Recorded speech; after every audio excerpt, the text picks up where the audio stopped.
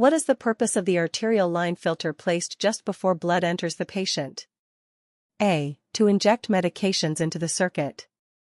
B. To trap gaseous microemboli, cellular debris, and particulate matter.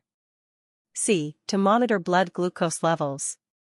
D. To separate plasma from red blood cells. Answer: B. To trap gaseous microemboli, cellular debris, and particulate matter.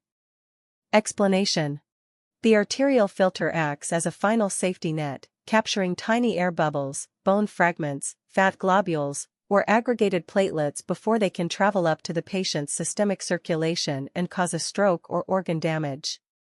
What mechanism is primarily responsible for moving venous blood from the patient into the CPB reservoir in a standard setup? A. High-pressure mechanical suction. B. Gravity drainage. C. An arterial backup pump. D. Capillary action. Answer: B. Gravity drainage. Explanation: in standard setups, blood drains from the right atrium into the reservoir purely via gravity. The reservoir must be positioned lower than the patient's heart to establish a sufficient hydrostatic pressure gradient. If a patient develops heparin-induced thrombocytopenia, HIT, which alternative anticoagulant is commonly used on CPB? A. Low molecular weight heparin, LMWH. B. Aspirin. C. Bivalirudin. D. Protamine. Answer: C. Bivalirudin. Explanation: bivalirudin is a direct thrombin inhibitor. Traditional heparin cannot be used in patients with a history of HIT because it triggers a dangerous immune response and clot formation. LMWH cross-reacts and is also unsafe. What is the primary risk associated with rewarming a patient too rapidly on the CPB machine? A. Destabilization of the oxygenator membrane. B. Hyperkalemia. C. Cerebral hyperthermia and neurological injury due to outgassing of microbubbles. D. Sudden drop in blood sugar. Answer: C. Cerebral hyperthermia and neurological injury due to outgassing of microbubbles. Explanation: rewarming too quickly can cause gases dissolved in cold blood to rapidly come out of solution, outgassing, forming microbubbles that can cause microemboli in the brain. It can also inadvertently overheat the brain, leading to neurological damage. Which suction line in the CPB circuit specifically decompresses the left ventricle to prevent distension and subsequent myocardial damage? A. Cardiotomy suction. B. Left ventricular, LV, vent. C. Aortic root flush. D. Venous bypass line. Answer: B. Left ventricular, LV, vent. Explanation: even on bypass, blood from bronchial circulation and Thebesian veins drains back into the left heart. An LV vent is placed to actively aspirate this blood, preventing the left ventricle from stretching out, distending, which would severely damage the heart muscle's ability to contract later. What is the phenomenon of hemodilution that occurs immediately upon initiating CPB primarily caused by? A. Excessive administration of intravenous crystalloids by the anesthesiologist. B. The acellular fluid used to prime the CPB circuit tubing and reservoir. C. Severe hemolysis inside the roller pump. D. Rapid renal failure during hypothermia.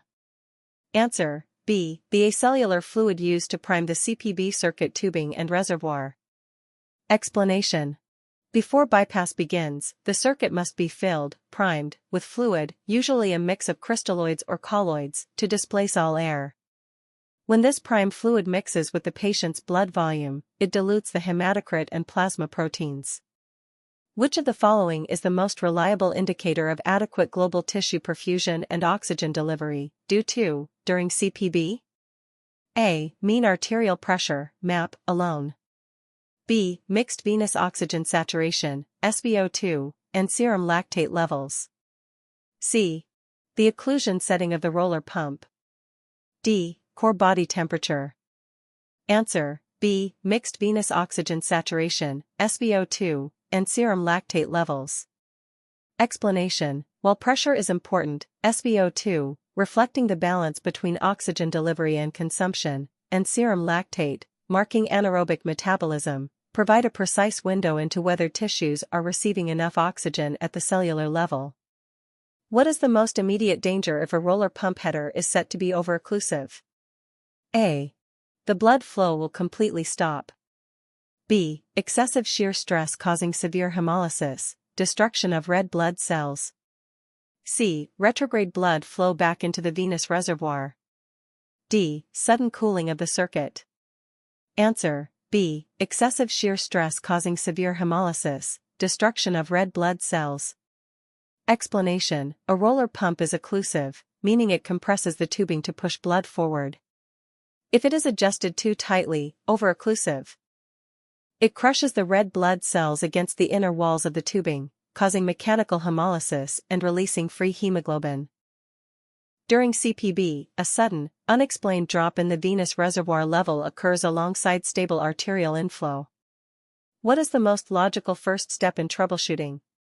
A. Increase the arterial pump speed immediately. B. Check the patient's position and look for circuit obstructions or kinking in the venous line. C. Administer a large dose of protamine. D. Switch off the oxygenator gas flow. Answer: B. Check the patient's position and look for circuit obstructions or kinking in the venous line. Explanation: a drop in the reservoir level means venous return from the patient has decreased. This is frequently caused by a kinked venous line, a shifted venous cannula, or a change in table height/patient position restricting gravity drainage. In retrograde autologous priming, RAP, what is the primary clinical objective? A. To cool the patient down before the chest is opened. B. To displace the clear crystalloid prime fluid with the patient's own blood just before bypass, minimizing hemodilution. C. To flush the cardioplegia line backward. D. To clear air bubbles out of the arterial filter. Answer: B. To displace the clear crystalloid prime fluid with the patient's own blood just before bypass, minimizing hemodilution. Explanation: RAP uses the patient's own arterial and venous pressures to backbleed into the circuit, safely draining the acellular priming solution out into a collection bag before bypass starts. This preserves a higher baseline hematocrit.